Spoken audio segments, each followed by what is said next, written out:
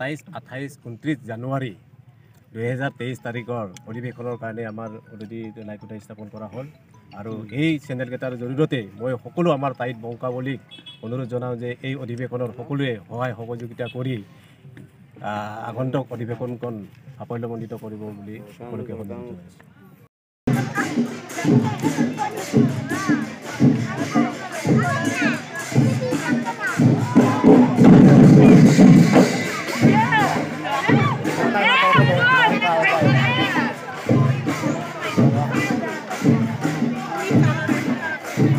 তাইত ইৰাং বুলি কয়, তাইত যিটো বংশাৱলী, তাইত আমি যিমান অসমত যিমান আমাৰ উপাধি বংশ পেগু দলে তেনেকৈ চেনেকৈ আমি তাইতো আছে। গতিকে তাইতটো আমি এতিয়া চতুৰ্থম হ'ব আৰু বৰ্ষামুখত আজি লাইকোটা স্থাপন হৈছে। লাইকোটা স্থাপন হোৱাৰ পিছত আমি জানুৱাৰী মাহত 27, 28, 29 তিনিদিন কাৰ্যসূচীৰে আমি ডাঙৰ এটা অধিৱেশন ইয়াত হ'ব। গতিকে সেই অধিৱেশনত অসমৰে নহয় সমগ্ৰ ভাৰতবৰ্ষত যিমান আমাৰ তাইত বংশাৱলী আছে আশে পাশে য'ত গাঁৱে গাঁৱে ক'তবাই ৰাস্তাই পদূলি য'ত পচি আছে বা য'ত বাই নজনাকৈ আছে তেখেতলোকেও ইয়াত আহিব আৰু যিমান এই নিউজ লাইভ বা মিডিয়াৰ যোগেদি মই জনাব বিচাৰিছোঁ যিমানখিনি আমাৰ তাইত বংশাৱলীৰ মানুহ এয়া নজনাকৈ আছে তেখেতলোকে যি ভিডিঅ'ত চাইছে তেখেতলোকে আহিব লাগে আৰু আমি বহুত কাৰ্যসূচী লৈছোঁ। ইয়াত আমি প্ৰায় 23-25 লাখৰ ভিতৰত বাজেট কৰিছোঁ আৰু এই বাজেটৰ যোগেদি আমি সাংস্কৃতিক সন্ধিয়া হ'ব।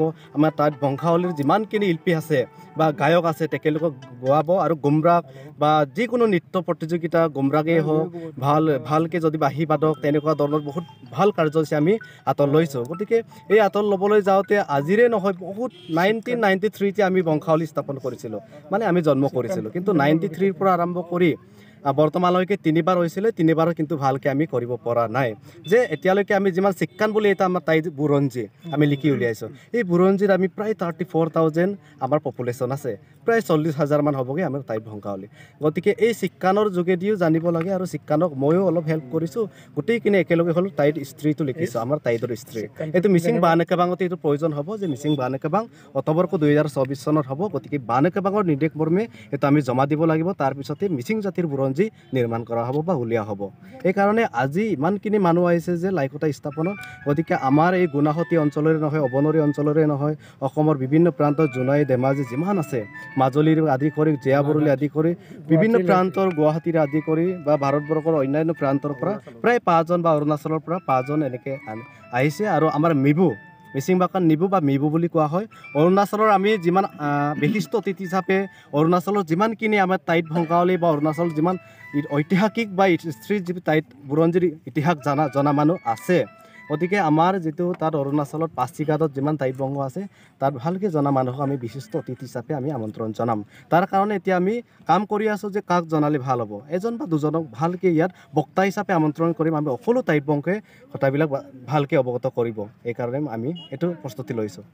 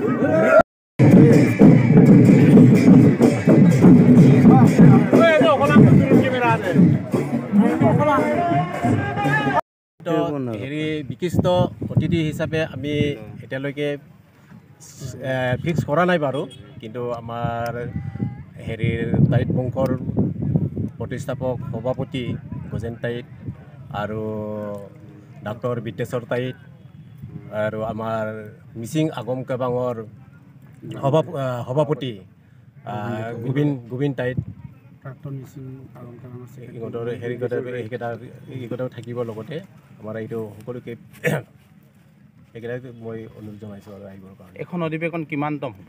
আমাৰ চতুৰ্থ